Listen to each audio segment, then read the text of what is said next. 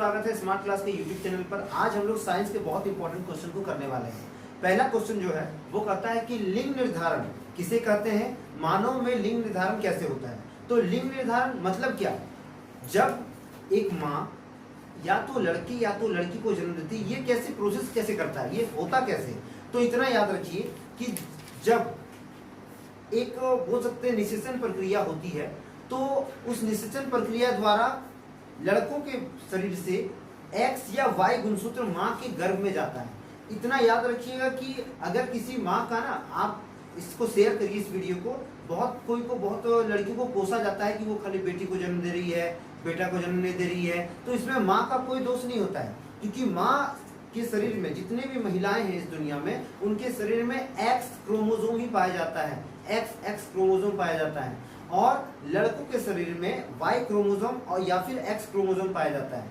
तो जब माँ का गर्भ में X क्रोमोसोम होता है और उसे पिता के द्वारा Y क्रोमोसोम मिलता है, तो ये क्या बनाता है, X और Y मिलके XY बनाता है। इस दोनों क्रोमोसोम के द्वारा एक लड़का का जन्म होता है। तो इससे हम लोग को क्या पता चलता है कि ये एक नर की उत्पत्ति करता है। लेकिन उसी तरह जब माँ के क्रोमोसोम में, माँ के गुणसूत्र में X हो और पिता के गुणसूत्र में भी X हो, तो ये दोनों मिलकर क्या बनाता है, एक बेटी को या फिर एक बोल सकते हैं आप कि एक मादा को जन्म देती है। तो इस तरह से हम लोग ये जान लेते हैं कि जितना भी लिंग निर्धारण होता है वो पुरुषों पर ज्यादा आधारित होता है, क्योंकि पुरुषों के अंदर दो प्रकार के गुणसूत्र पाए जाते हैं, एक X और दूसरा Y। अगर माँ के गर्भ में X गुण जाएगा तो ऐसे भी पहले से माँ के गर्भ में X गुण है, माँ के गर्भ में क्या है, X गुण है, और जब पिता द्वारा जो गुण दिया जाता है वो भी X हुआ तो वहाँ बेटी होगी, और माँ के गर्भ में X गुण तो ऐसे ही रहता है, और जब पिता द्वारा Y गुण जाता है तो वहाँ पर बेटे का जन्म होता है। तो इस प्रकार से हम लोग जाने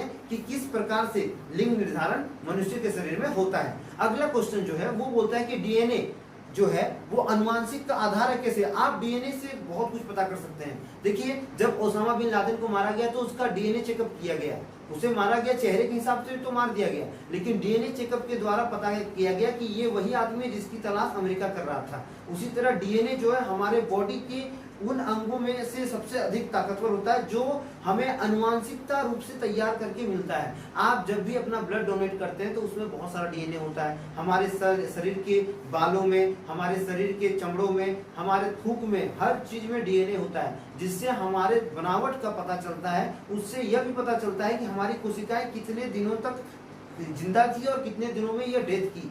जैसे पुरातत्व विभाग जो होता है वो डीएनए के द्वारा ही पता करते हैं कि ये डीएनए किसका है, क्योंकि उसमें ये पता चलता है कि ये किस वर्ग, किस कुल, किस वंश से आया हुआ है। तो डीएनए से क्या क्या काम होता है वो पहले बताते हैं। पहला काम, डीएनए जो होता है वो अपनी पीढ़ियों को पीढ़ी दर पीढ़ी तैयार करने का काम करता है, मतलब पीढ़ियों को तैयार करने का काम करता है। दूसरा वर्ग इसका होता है डीएनए द्वारा समान प्रजाति के जीवों में विकास होता है। मान लीजिए कि एक माँ के गर्भ से तो शिशु ही जन्म होगा, जानवर तो जन्म होगा नहीं, क्योंकि उनके शरीर में वही डीएनए गया है जो एक मनुष्य के शरीर में होता है। तीसरा पॉइंट, डीएनए के द्वारा क्या होता है कि हम पर्यावरण के अनुकूल बने रहते हैं। हम जिस पर्यावरण में हमारा भरण पोषण हो रहा है वो हमारा डीएनए हमें क्या करता है, तैयार करता है। चौथा, डीएनए के द्वारा हम अपनी अनुवांशिक गुणों को लेते हैं, जैसे पापा के जैसा बोलना, मम्मी के जैसा हंसना, पापा के जैसा सोचना, मम्मी के जैसा सोचना, खान पान, ये सभी डीएनए के आधार पे ही जितना होता है हमें मेंटेन किया जाता है। और अगला पॉइंट क्या है डीएनए का,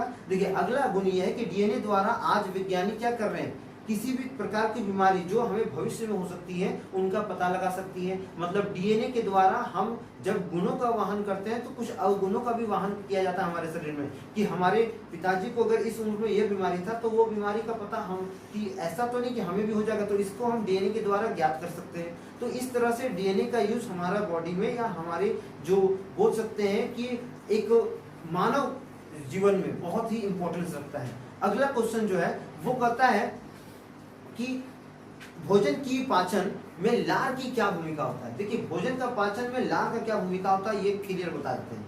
पहले याद कर लीजिए, दुर्गा पूजा में सब कोई गुपचुप जरूर खाए हुए, तो जब गुपचुप खाए हुए नाम लेते ही मुंह में पानी आया, क्यों आया, क्योंकि आपके मुंह से सलाइवा निकलता है, जो क्या करता है कि उस चीज को जो खट्टा होता है उसके रिएक्शन को बर्दाश्त करने के लिए वो क्या करता है, फ्लो करता है, और उसके साथ मिलके हम लोग लटपट से क्या करते हैं, गुपचुप को डालते हैं और बहुत आराम से पार करते हैं, बहुत मजा आता है ना।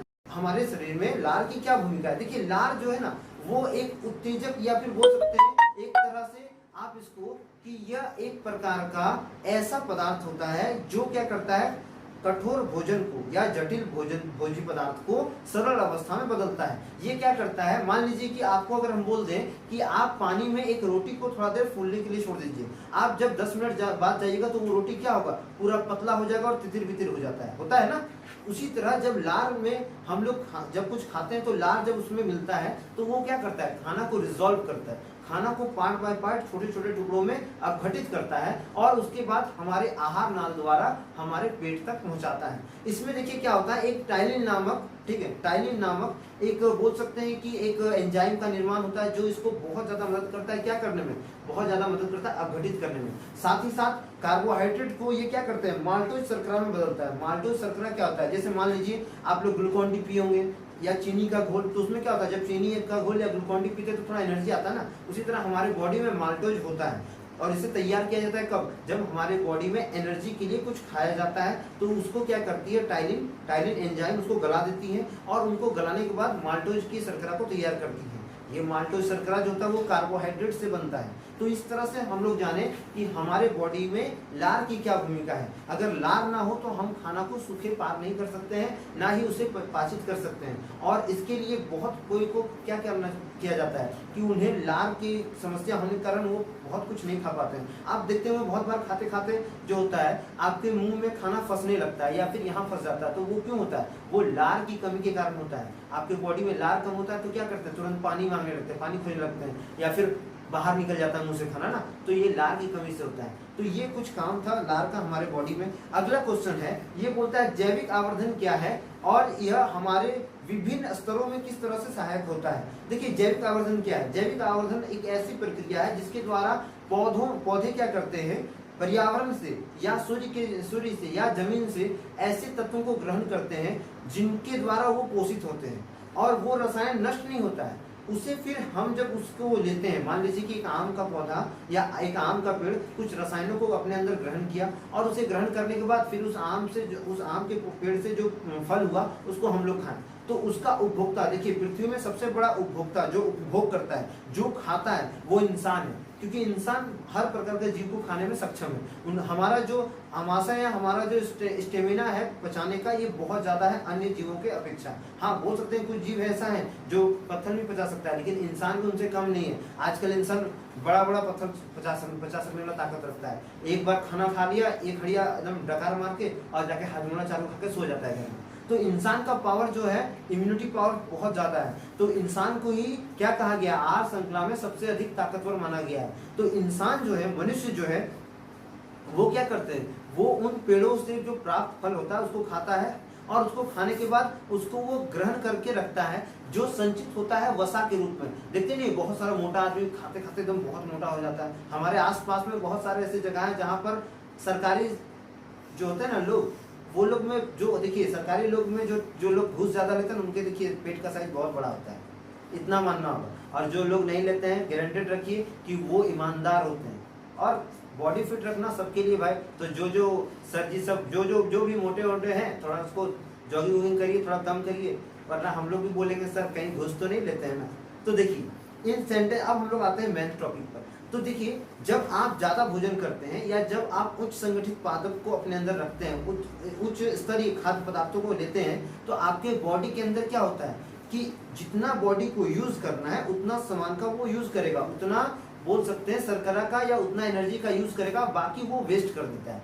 वेस्ट करना ये नहीं है कि अगर आपका शरीर जितना लिया उतना ले लिया, बाकी सब क्या करेगा, बाकी लोटा लेके जाइएगा खत्म हो जाएगा, नहीं हो सकता है। उसको क्या करता है, उस वसा को वो आपके ऐसे क्षेत्र में देगा जहां पर कोई यूज नहीं होता है बॉडी का। जैसे शरीर के छाती से नीचे का भाग, ये भाग में कोई यूज नहीं होता है। कभी देखें किसी को कि पेट पर इतना बड़ा पत्थर लेके जा रहा है, कभी नहीं होता है। या तो वो कंधा में लेता है या तो वो ऐसे हाथ से पकड़ के ले जाएगा, तो ऑटोमेटिक ये भाग बेचारा कोई काम का नहीं होता है। तो इन भागों में क्या होता है, इन भागों में वसा जमने लगता है और जमते जमते ये क्या करता है, ये अपने एरियाज को बढ़ाने लगता है। तब बोलता है देखो तोंदूराम जा रहा है, बोलता है ना। तो इससे क्या होता है कि हमारा वसा का जो पावर होता है वो एक तरह से क्या करता है, आवर्धन का काम करता है, जैविक आवर्धन का काम करता है, जिसको हम लोग को क्या करना पड़ता है, किसी माध्यम से हटाना पड़ता है या वो हमारे अंदर वसा के रूप में उपस्थित रहता है। तो इससे हम लोग क्या सीखें कि हम लोग जैविक आवर्धन के द्वारा किस तरह से चीजों को उपभोग करके या तो पाचित करते हैं या फिर उनका उपयोग करके उन्हें क्या करते हैं, ट्रांसफॉर्म करते हैं। जैसे पौधे उसका ट्रांसफॉर्म कैसे करते हैं, वे अपने पत्तों को गिराते हैं या फिर उनके अंदर से चिपचिपा गोंद निकलता है। हम लोग भी करते हैं, जिम करते हैं, वर्कआउट करते हैं, पसीना चुहाते हैं, कैलोरीज जलाते हैं बहुत ज्यादा मात्रा में, और उससे क्या करते हैं कि अपने पाचन तंत्र या अपने शरीर से जो भी जैविक आवर्धन की प्रक्रिया हो उसको पूरा करके क्या करते हैं, खुद को तंदुरुस्त रखते हैं और ज्यादा से ज्यादा मात्रा में हम लोग क्या करते हैं, स्वस्थ रहते हैं। तो आशा करते हैं कि ये चारों क्वेश्चंस आपको बहुत अच्छे से समझ में आ गया होगा। तो समझ में आया तो प्लीज लाइक करिए, शेयर करिए, सब्सक्राइब करिए और आगे तक देखते रहिए स्मार्ट क्लास के यूट्यूब चैनल।